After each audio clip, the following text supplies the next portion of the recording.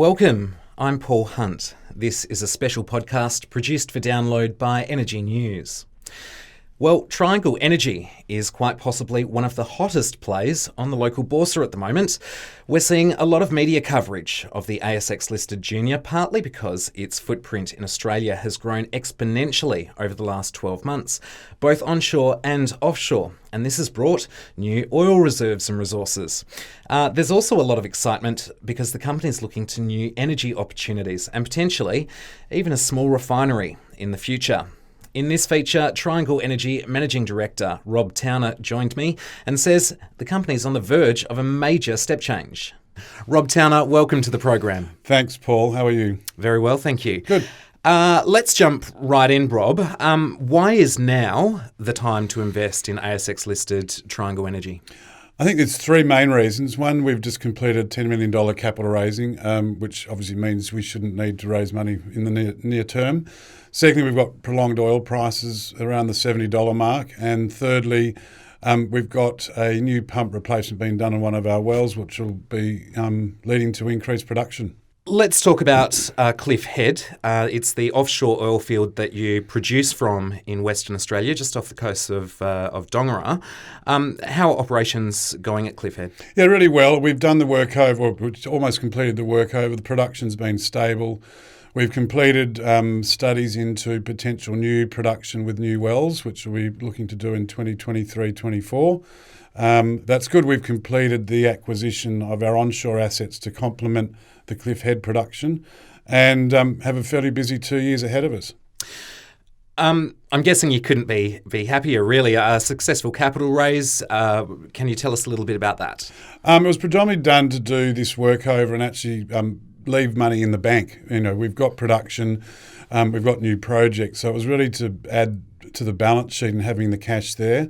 And with that going forward, we've got some programs towards the end of the year with seismic that will contribute to that. And you know, we've got a lot to do at the moment, and we've got the data room open with potential partners looking at the assets that we operate. My guest is Rob Towner from Triangle Energy. Rob, let's take a look at this offshore well campaign. You've got, I think, 2 wells planned in the foreseeable future. It's our intention to do 2 wells, West High and Southeast Nose, both approximately recoverable million barrels each.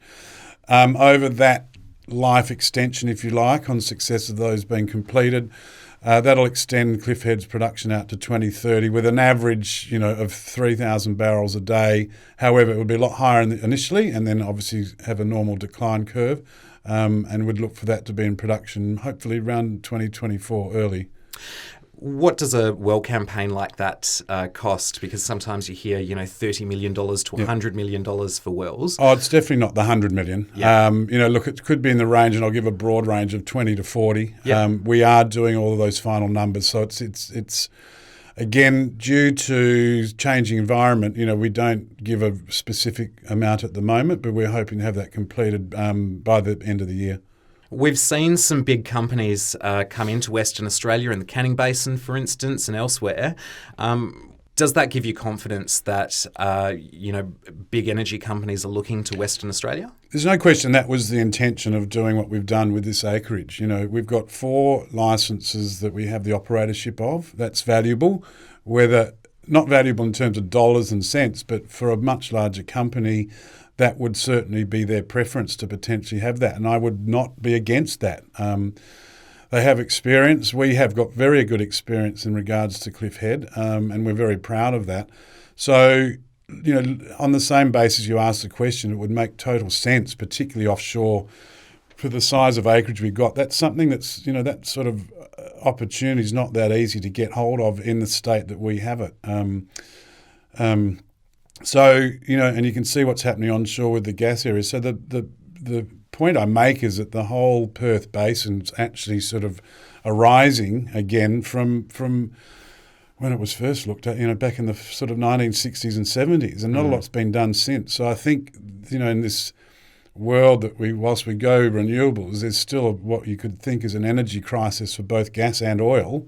And we're seeing that. So it's not going to stop people looking for it. As we discussed last time, BP is closing or has closed its refinery in Western Australia. So you're now exporting crude directly from Cliff Head to Singapore. Is that correct? Yeah, it's going to Singapore refineries. We're storing and handling the crude production down at Kwinana in the tanks there.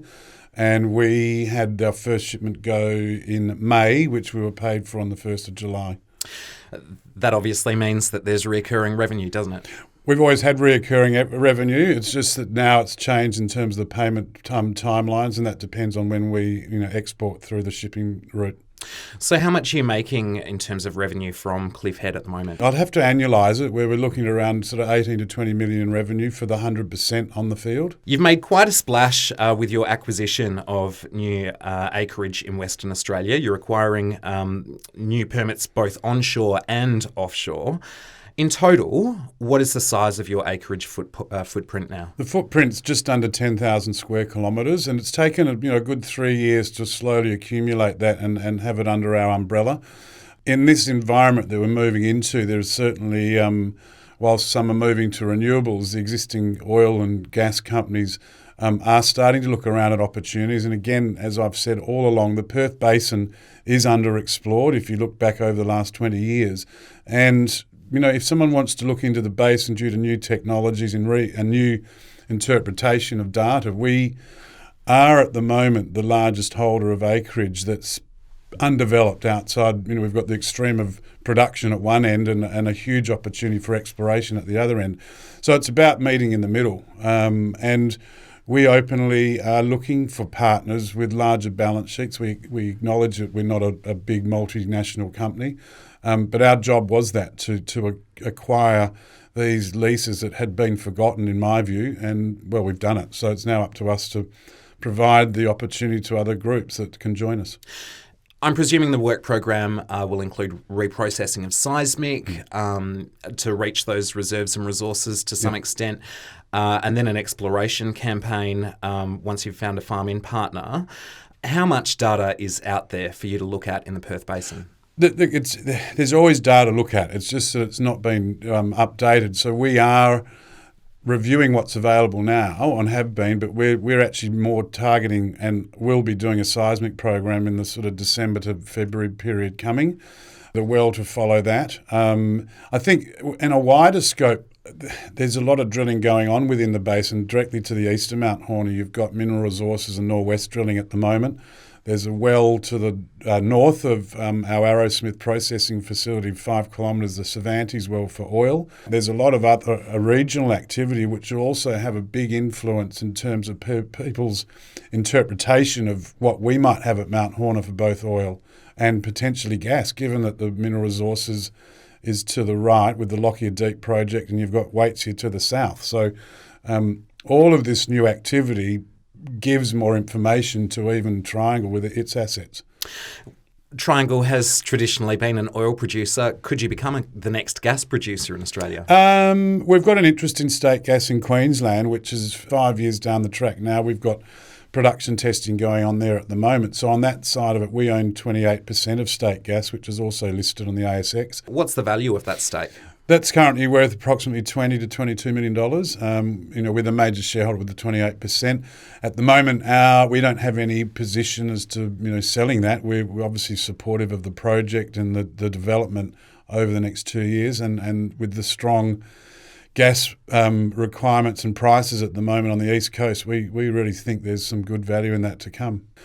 In regard to the Perth Basin assets, that's to be defined from the current work that we're doing to see if there's actually potential for gas in our licences, both onshore and offshore. Rob Towner is the MD of Triangle Energy, listed as TEG on the ASX. We're talking ahead of the next major energy conference in Western Australia. Rob, you raised $10 million from investors. That's a sign that they're fairly bullish about your future work program, isn't it? Yeah, I think it is. We've obviously got better oil price environment. We are producers and the fact is, when you have these cycles, and the investment community want to look back into oil and gas, they will always go to the production companies first. We've followed that trend. We bought production first. We've added on with exploration now. So we've got both.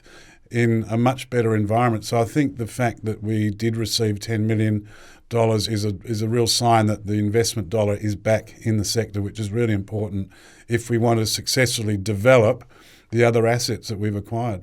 Rob, you mentioned the Arrowsmith separation plant. What's the plan for Arrowsmith? Arrowsmith's been there since the beginning of the commissioning of the Cliffhead oil field, and it's an onshore piece of infrastructure that I see a lot of value in. It's the only one of its size within the Midwest region, and there's obviously still potential for more oil to be discovered, not just what we intend to add on to our production. So if we successfully do infill wells in the next 2 to 3 years and bring on another 3,000 or 4,000 barrels of oil, that's immediately producible. It's not, we need to wait for a processing facility. And there is, as I've mentioned before, there is other drilling going on for oil. So depending on the scale of it, Arrowsmith, to me, whilst owned by an ASX-listed oil and gas company, I think it's actually more a Midwest regional infrastructure asset that in that industry has a lot of value. Piping oil out of the ground, or gas even, is one thing. The next thing is what you do with it. Let's say that your exploration campaign proves really fruitful in the Perth Basin. Yep. What's going to happen with this oil and gas? Well, from the oil situation, the only option in Western Australia at the moment is to export it. We are looking at those options. There's obviously port facilities at Kwinana and Geraldton. So we're looking through those at the moment as what options should we consider. We are, in addition to that, looking at a refining model, the feasibility of which we're in at the moment, to effectively utilise the existing land that we have at Arrowsmith. So it would be seen to be complementary to Arrowsmith in terms of a small industrial energy processing facility extension. In terms of gas, well, obviously, you've got the Dampier of Bunbury gas pipeline, and there's plenty of demand for gas. It may be other options outside those traditional options. You don't know. We're seeing what's going on with other companies in the basin with offtake. So again, it's a good position to be in. Exporting oil, it's not complicated, So we're not really that worried. Whilst BP refineries closed, we have obviously demonstrated very quickly that we can find an alternate shipping export option. Rob, you mentioned the future of Arrowsmith and potentially building new infrastructure there, like a modular refinery. What would be the cost of something like that? At the moment, the guidance is anywhere from sort of $50 to $75 million, depending. We're just going through the numbers of what's the ultimate level of production, what normal feasibility of where's our supply coming from, where's our offtake going to be. But that's the broad range. Rob, we've talked about your offshore Cliffhead oil field and your new onshore assets now. Let's talk about the future of Triangle as a broader energy producer. You've teamed up with fellow ASX-listed company Pilot Energy to investigate new energy opportunities. Can you talk to that? Yeah, so we've signed a joint venture between Pilot and Triangle, which is effectively 80% Pilot, 20% Triangle. It's a joint venture to do feasibility on offshore solar and wind opportunities. It's obviously Midwest is a very good area for wind. We can see that, and so that's just sort of kicked off more recently and been led and operated by Pilot. So we're looking forward to starting to see some outcomes of what they're doing on that. So would that be offshore wind, or what would that look like? At the moment, that's what it's looking at: offshore wind and onshore solar. But at the moment, that's as much as it is. Obviously, it's an exciting part of this energy world that we now live in, and there's a strong support for it. And, I think where we are is that we've got the potential to be part of an energy mix with the oil at the moment and a transition into the renewable areas. Rob Towner, thanks so much for your time. No worries. Thanks, Paul. Rob Towner is the Managing Director of Triangle Energy. And you can follow all of their updates at triangleenergy.com.au or, of course, by subscribing to Energy News, energynewsbulletin.net.